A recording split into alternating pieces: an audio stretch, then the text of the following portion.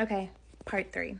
Sorry for the turbulence. I don't feel like going to go get my tripod right now, so I'm holding my phone.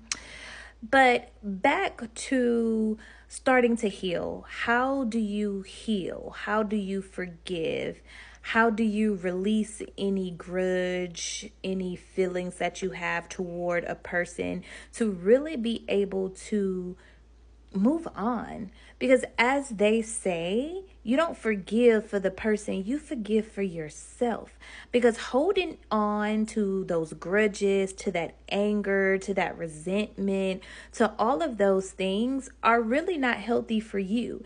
You can't sleep at night, you getting gray hair, you sitting here stressing about something, and that person moved on, don't even know that you struggling, sleeping good at night, on vacation with their feet in the water, and you struggling. So why should you carry that burden if they're not? And who knows? Maybe they are burdened and maybe they are regretful and maybe they do have some things that they would like to confess. But at the end of the day, that's them and their problem to figure out. And it's your responsibility to take care of you and to not allow what someone else has done to determine your future. So the first step is to forgive. And for me, in order for me to forgive someone, I truly try to understand their processes. Like, what was your thoughts? Like, what were you thinking? What led to this?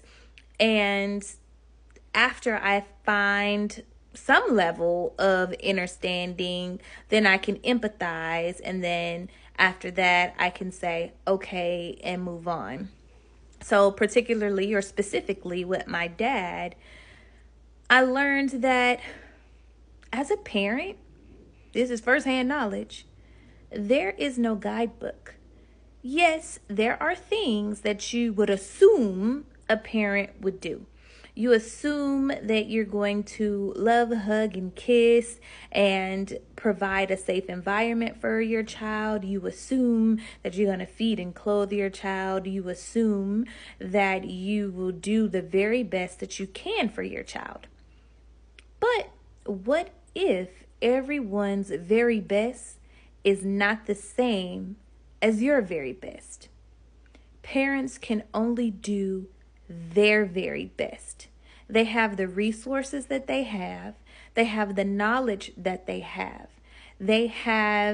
the experiences and the examples that they were shown or that they observed from the environment that they were in, and they are doing the best they can with the things that they had.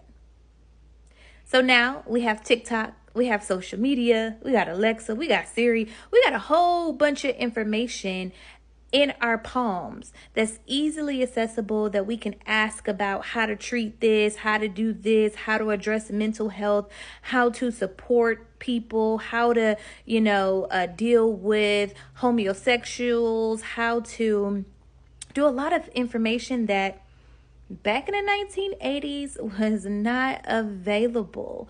So you should not judge. And then you have to think about it.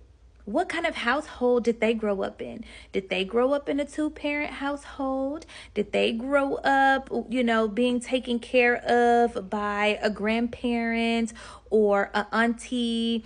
Did they have any siblings? Do they know what it was like to get hugs and kisses as a kid? You can't give somebody what you don't have or what you don't know that you should have if you are missing something. So really being able to dive in to say, it wasn't intentional.